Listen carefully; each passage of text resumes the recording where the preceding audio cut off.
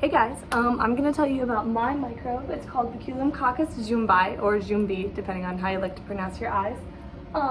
This is a harmful bacteria. It causes a disease that looks a lot like encephalitis. So I'm going to walk you through it. So first of all, it has a bunch of structural components that are all relevant to like how it affects the host. It has like that S layer on the outside that's made up of a bunch of proteins that works basically like chainmail, and this S layer actually has a really like pH basic coating on the outside of it to help it survive the stomach acid, which is a conversation we'll get into in a minute. But so it has an S layer, it has a bunch of fimbriae for attachment, it has a flagella, it has pilus as well, so that it can participate in conjugation and horizontal gene transfer. It has a cytoplasmic membrane and a cytoplasm. It's got ribosomes in it to help with protein synthesis. DNA, very importantly, it has a plasmid in it that's called the djumbi plasmid, and that comes into play later. It also has inclusion bodies, so it can hold on to stuff when it's not using them. Metabolism-wise, it's a facultative anaerobe. It just makes it super versatile. Sometimes it can function with oxygen, sometimes not. It uses its aerobic respiration because it's a bacteria that takes place in the cytoplasm. It is a heterotroph and a chemoautotroph. It's just going to consume whatever it can from the host. It is also a facultative halophile and a mesophile. All of these things are so that it can survive and thrive inside typically birds. This is an avian disease most of the time, but also humans sometimes because stuff happens. Immune system wise, it's very interesting. Because of the basic coating that the S layer has, it can survive the really acidic stomach acid. So that helps it get through. It is fecal-oral transmission, so it's typically picked up by drinking infected water. That's down here in the niche portion.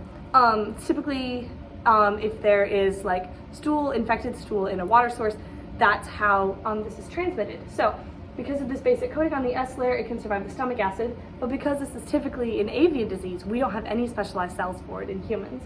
So that can make it pretty easy for this bacteria to survive almost all the way through its journey. However, there are monocytes that release cytokines when they come into contact with this bacteria. So phagocytes will find this bacteria and they will do their absolute darndest to phagocytize it.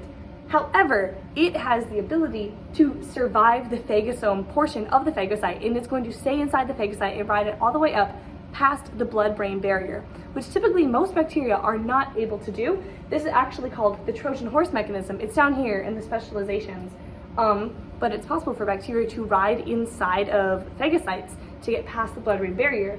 So once it's up in the blood-brain barrier, it uses its pilus that I discussed earlier to transfer this plasmid that we talked about, the djumbi plasmid. This has in it what I like to call inhibitor coats. This is the thing that I created. It's these proteins that attach to the host cell's neuron DNA, and it will specifically inhibit the transcription of tyrosine hydroxylase. Tyrosine hydroxylase, this is important, is the enzyme that we have in our genetic code to give us dopamine and testosterone. So if we don't have tyrosine hydroxylase, we can't make any of those really, really important chemicals for functioning. So this is down in specialization 2. It inhibits the transcription of this enzyme, which is wildly important because it sparks this enzymatic pathway to make everything that we need.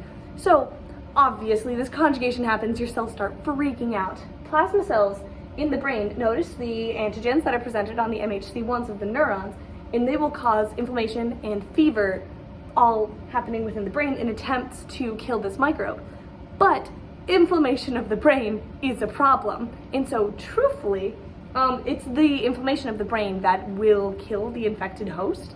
But before the infected host dies, they will lose all dopamine in the body, meaning that they will not be able to do most muscle contractions because dopamine is needed quite literally for everything. We see this in things like Parkinson's disease, where a lack of dopamine causes issues with all kinds of muscle functioning. So that's where the root word of djumbi comes from in this Baculumcoccus djumbi.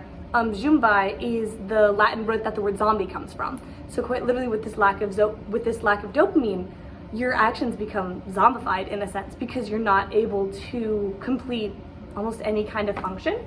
So I think that's a general overview of metabolism, immune system.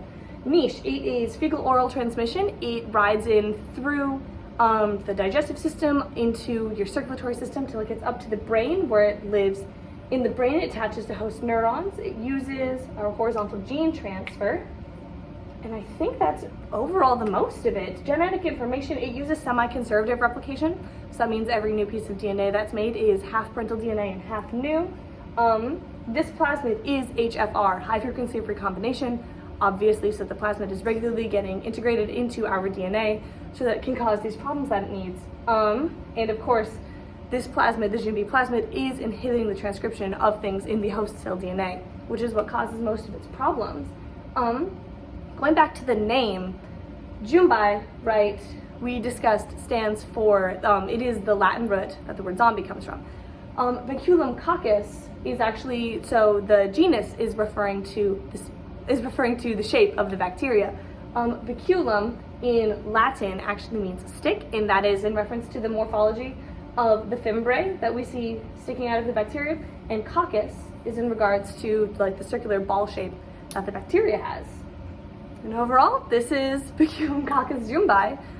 Let's hope that you don't catch it anytime soon and infect your drinking water, because that would not go well for anyone. Thank you for listening.